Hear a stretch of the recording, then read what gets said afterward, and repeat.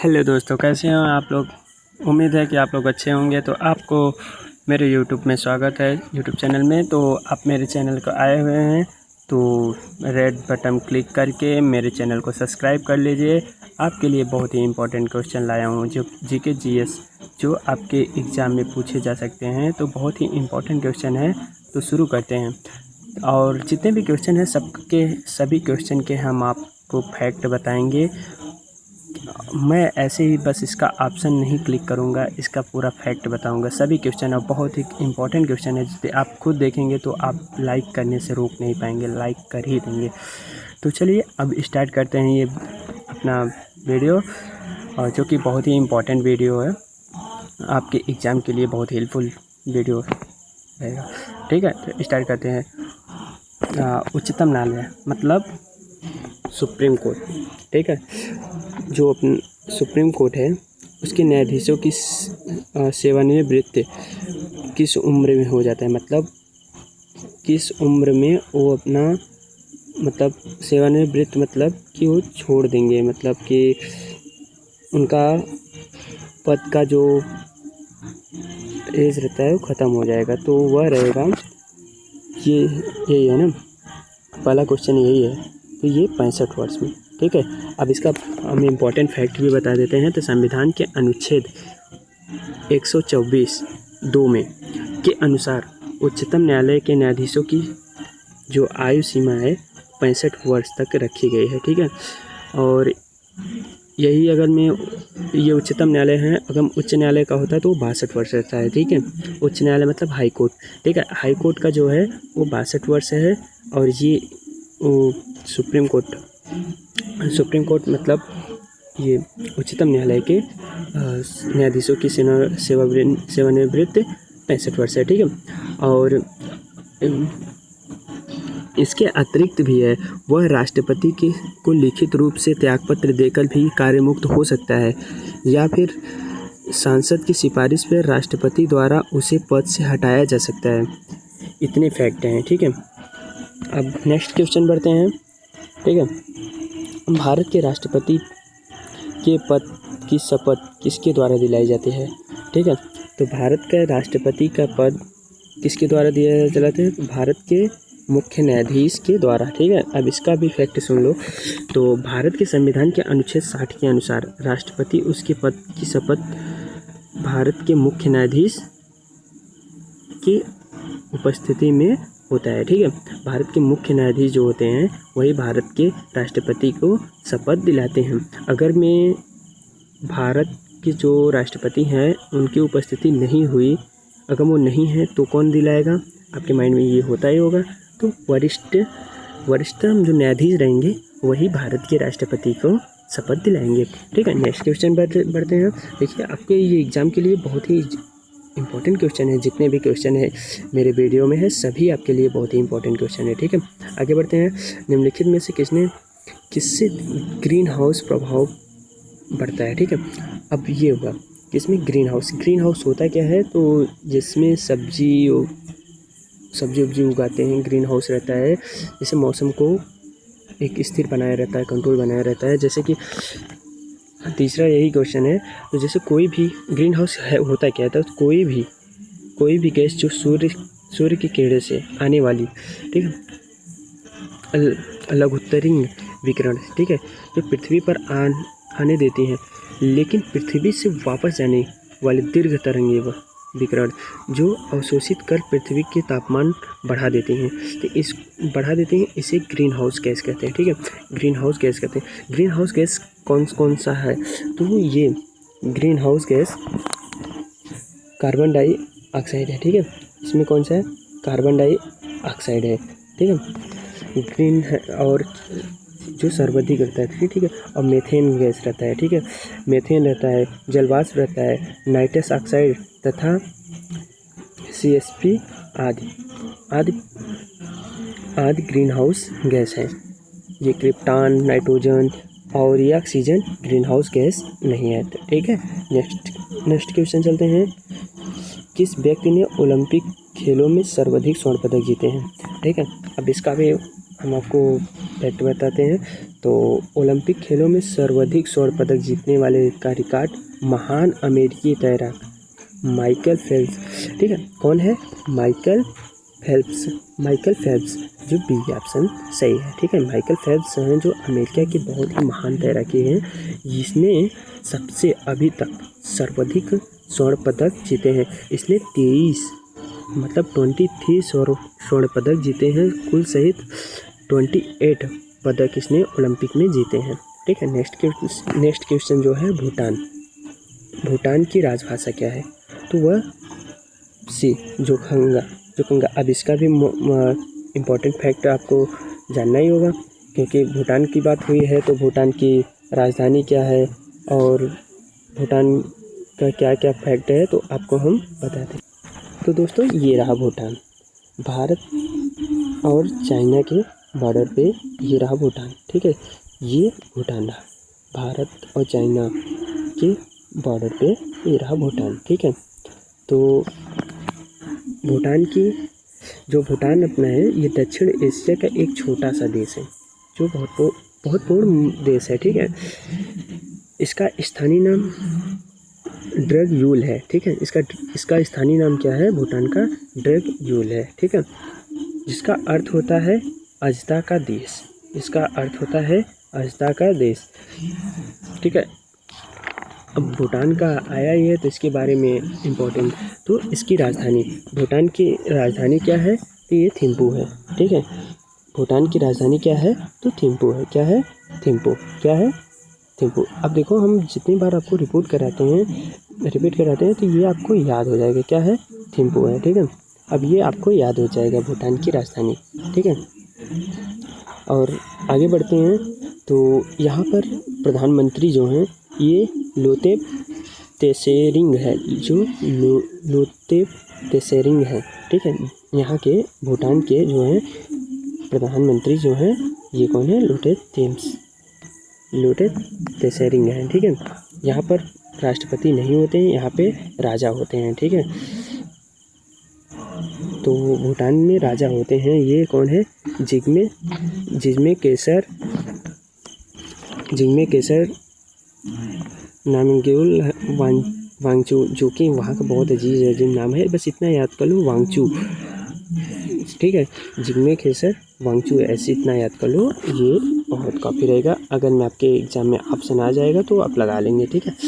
Next बढ़ते हैं, इसके और कुछ हम फैक्ट आपको दिखा लेते हैं। जैसे कि ये हुआ ध्वज, जो भूटान का ध्वज है यही भूटान का ध्वज है, और वहाँ का कुल चिन्ह क्या है? ये है, ठीक है। तो अब भूटान के बारे में तो आपको इतना पता हो गया होगा, तो आगे बढ़ते हैं, ठीक है। तो दोस्तों भूटान का जो राजभाषा क्या है? वो जोंगखा है, ठीक है। भूटान का राजभाषा क्या है? जोंगखा, ठीक है। अब हुआ 2.5 दिन का झोपड़ा।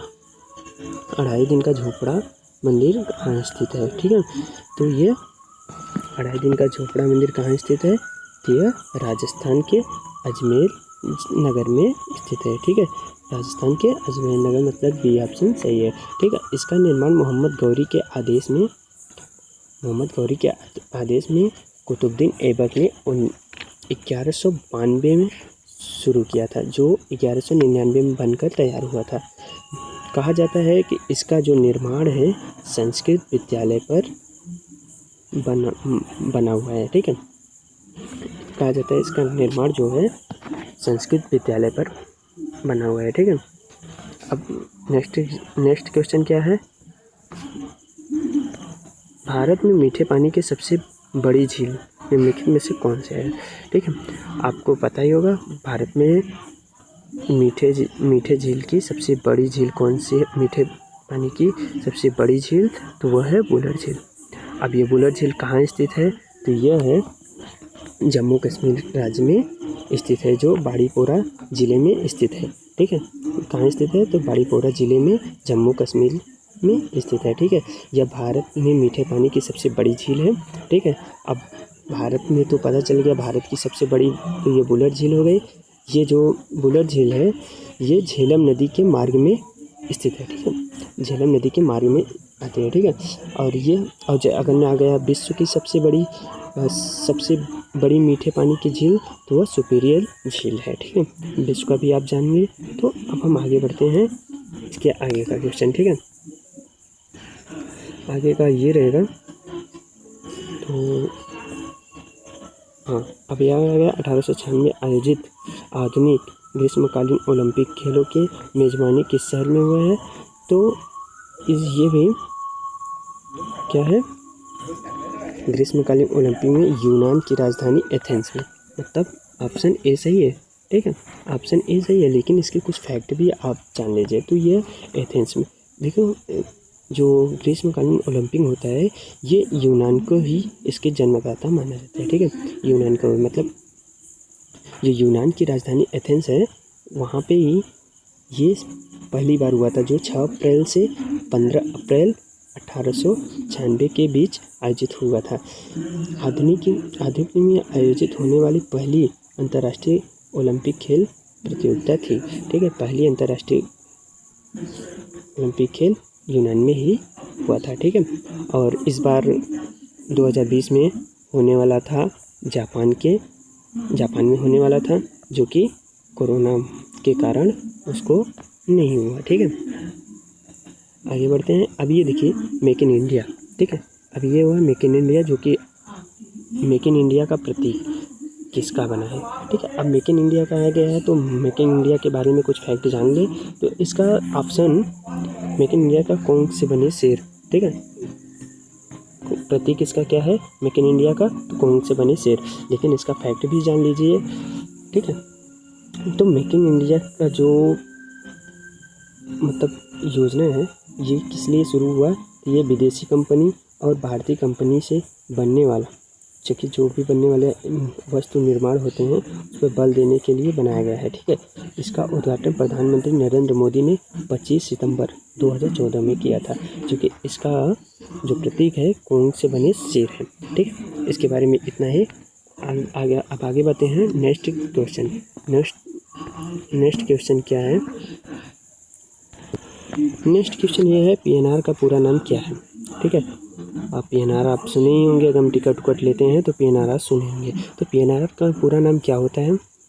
तो पीएनआर का नाम होता है पैसेंजर नेम ऑफ रिकॉर्ड। ठीक है, जो मतलब पैसेंजर का रिकॉर्ड होता है, मतलब यात्रियों। ठीक है, यात्रियों को बी ऑप्शन इसका सही है। तो यात्रियों के नाम का रिकॉर्ड जो होता है जिसमें रहता है उसी को पीएनआर कहते हैं। जैसे कि पीएनआर नेम रिकॉर्ड होता है। ठीक है, जिसमें यात्रियों का दस्तावेज, फ़ोन नंबर और नाम, पता ये सब रहता है, उसी को पीएनआर कहते हैं। ठीक है, अब आगे नेक्स्ट क्वेश्चन क्या है?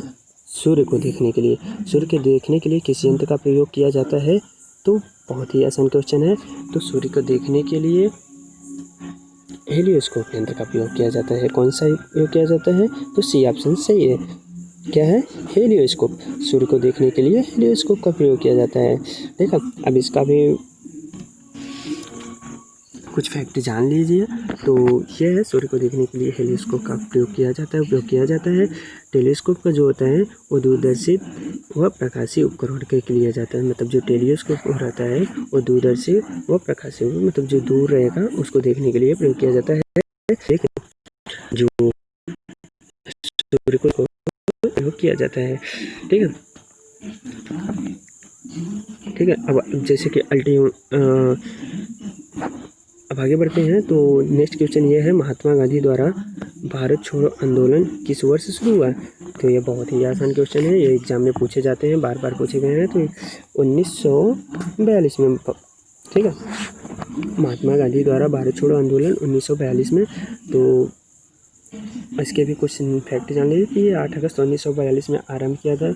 इस आंदोलन का मुख्य लक्ष्य यह था ब्रिटिश सम्राट को समाप्त करना। ठीक है, यह आंदोलन महात्मा गांधी द्वारा अखिल भारतीय कांग्रेस में सीमित थी, मुंबई अधिवेशन में शुरू हुआ था। तो ये मुंबई अधिवेशन में शुरू किए थे। ठीक है, इसके कुछ फैक्ट महात्मा गांधी द्वारा कुछ और आंदोलन चलाए गए थे, जैसे कि महात्मा गांधी द्वारा असहयोग आंदोलन चलाए गए थे जो कि 1920 में, तथा सविनय अवज्ञा आंदोलन 1930 में। ठीक है, नेक्स्ट क्वेश्चन ये है कि जो अपना रुपया है उसमें आर, जो आर ने ये आर सॉरी तुम इसको ढक दिए। तो आर जो होता है, आर का डिजाइन जो है यानी कि ये आयोजित प्रतिस्पर्धा के विजेता कौन है? तो ये भी बहुत ही आसान क्वेश्चन है, ये भी एग्ज़ाम में पूछा जा सकता है। तो विजेता इसके कौन थे? उदय कुमार। ऑप्शन ए सही है, ठीक है। कौन थे? विजय कुमार, ठीक है, सॉरी उदय कुमार इसके रचयिता थे, ठीक है। सरकार ने इसको 15 जुलाई 2010 में सार्वजनिक किया था। अमेरिका, ठीक है, जिस तरह अमेरिका का डॉलर, ब्रिटिश का पाउंड और जापान का जो है येन, ठीक है, जापान में येन और यूरोपीय संघ में यूरो के बाद रुपया 5वीं ऐसी मुद्रा बन गई थी जिसका प्रतीक चिन्ह दिया गया था, ठीक है। तो ये क्वेश्चन हो गया। तो आगे बढ़ते हैं नेक्स्ट क्वेश्चन ये बहुत ही इंपॉर्टेंट क्वेश्चन है। तो शिमला समझौता 1972 पर किसके द्वारा हस्ताक्षर किया गया है? तो ये भी क्वेश्चन बहुत ही आसान है जो एग्जाम में पूछे जा सकते हैं, ठीक है। तो ये कौन है? इंदिरा गांधी एवं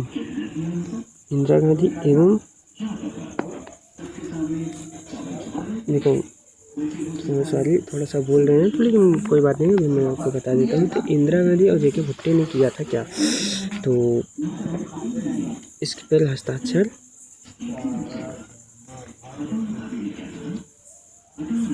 सॉरी ये क्वेश्चन में थोड़ा सा कंफ्यूज हूँ।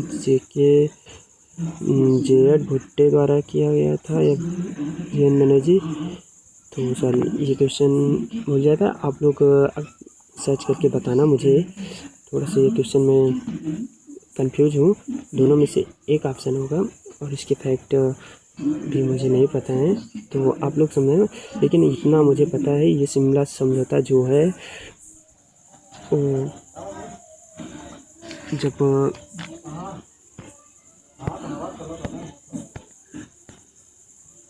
सॉरी अभी बता रहे हैं आपको। तो हाँ याद आ गया मुझे। तो शिमला समझौता जो है पाक युद्ध में, जो पाक युद्ध हुआ था 1971 में, उसमें शिमला संधि पर हस्ताक्षर हुए थे। इसमें शिमला समझौता हुआ था 1972 कहते हैं इसे। शिमला समझौता हुआ था तो 1972 इसे कहते हैं, ठीक है।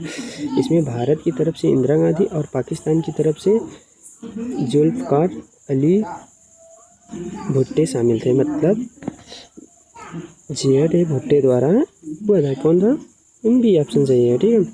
और जिसमें पाकिस्तानी सेना 93,000 से अधिक सैनिक ने भारत को आत्मसमर्पित कर दिया था, जिसमें भारत की जीत हुई थी, ठीक है, 1971 में, ठीक है। अब नेक्स्ट क्वेश्चन ये है कि भारत